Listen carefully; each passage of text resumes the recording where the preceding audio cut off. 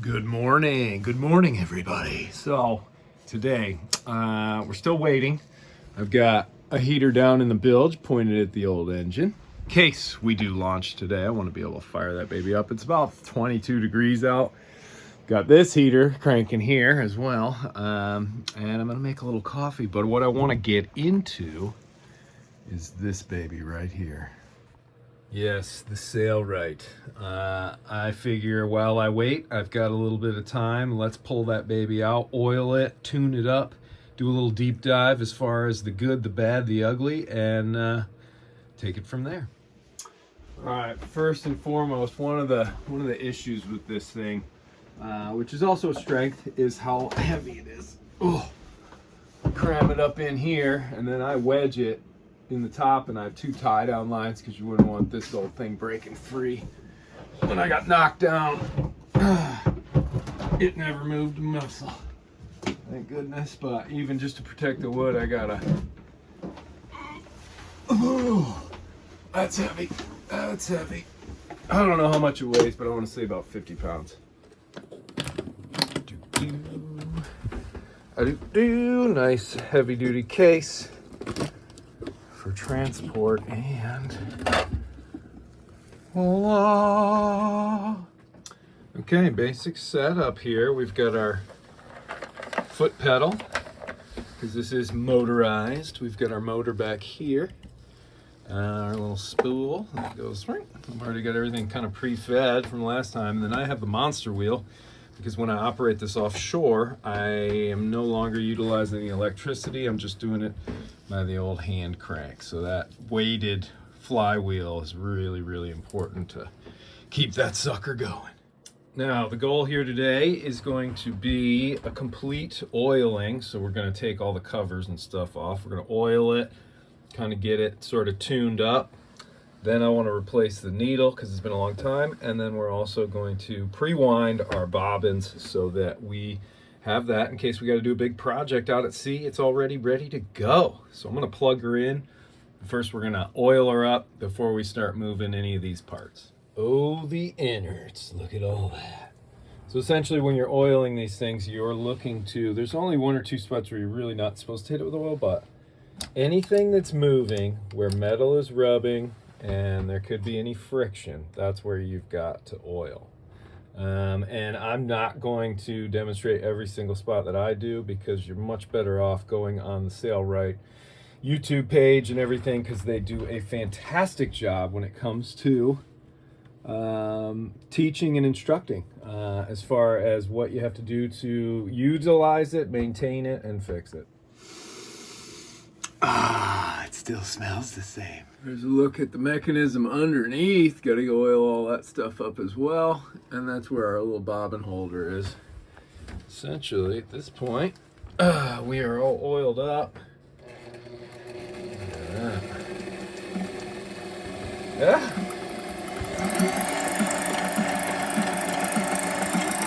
All those moving parts.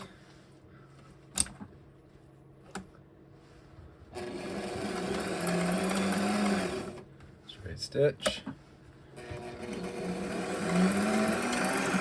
Nice. Keeps licking and keeps on ticking. All right, winding the bobbins. Thread's coming off the roll, going through there, and right to the bobbin. I'm going to pinch this just to give it a little tension. Woo-wee. Nice, up and down, perfect. You don't want it too tight. Tighten up. And that's it. Now we've got a bunch of bobbins. I got a couple more down there. We're going to go ahead and replace the needle next, and then we can get into tuning and actually sewing. All right, we've got a little set screw there. And then we're going to drop this needle out. It is asymmetrical, so there's a flat side, and then there's a dimple side in, flat side out. All right, so now we've got our thread all up in there. We're going to push that back. That's for doing the bobbins. Goes through there, through this little guy, bang, bang, bang, bang, through there, through its little arm, down into the keeper, through the eye of the needle, and the little clutchy thing, and then we got the other line coming out. And we've got a little bit of canvas here, and we're going to slide that under like so. And then this little guy, pull that down, and now we're ready to go. So this first one, the stitch is probably going to be pretty awful. Quick note, this one moves the needle center, left, and right, in case you're doing straight stitch. 5 means essentially it's going to do the bigger cross stitches, smaller, smaller, smaller to straight stitch. And this is forward, neutral, and reverse. All right, so those are our controls. We're going to go full forward. I'm just going to kind of hold the thread, the loose end of the thread with the needle.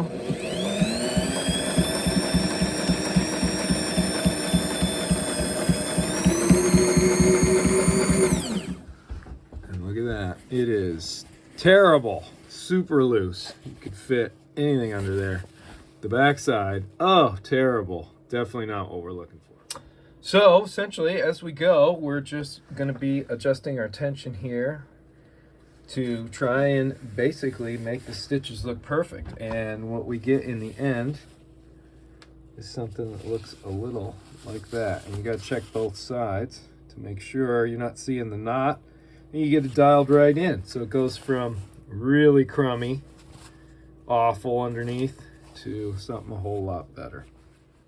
All right, now that I've got everything sorted, one of the things I like to do when I pack it away is I'm going to go ahead and press that in, spin the needle, and then I can basically all I have to do is take this guy off, fold this in, unplug the motor, and then we're pretty much good to box it back up. If I am really quickly just utilizing the monster wheel instead of being plugged into electricity, all I have to do is go ahead and pop this off so that it's disconnected. That way it's disconnected from the motor, and you can go ahead and just crank, well, the other way. You can just crank and crank and crank, and that gives you sort of the staying power. It's definitely a little more effort, but if you don't have the juice, you can still get the repair done. So yeah, that's pretty much it in a nutshell. The old Sailrite. I love that thing. You know, everybody always wants to know, does it save you money? Is it worth it? Because it costs just over $1,000, I think, to get everything. And 100%, this has been a workhorse for me since sometime in like 2007 or 2010, I think. So I've had it like 15 years. I've built a Dodger, spray skirts, biminis. At the Bittering Yacht Club, it was the workhorse that kept all those sailboats going, all the Hobie Cats and keel boats and stuff like that. I've probably done the equivalent of $50,000, $60,000 worth of sail repair to this, and more than anything, it keeps Sparrow going. So when I'm out at sea, I can easily pull the mainsail down below, do a repair, get it back up, so I stay in action all the time. So hopefully this was enjoyable. If you want to check out the actual like instruction stuff for this beauty, go to their YouTube page because it's fantastic, and that's how I was able to build my Dodger. It was pretty cool. Thanks for watching. Hopefully you enjoyed this. All right, bye.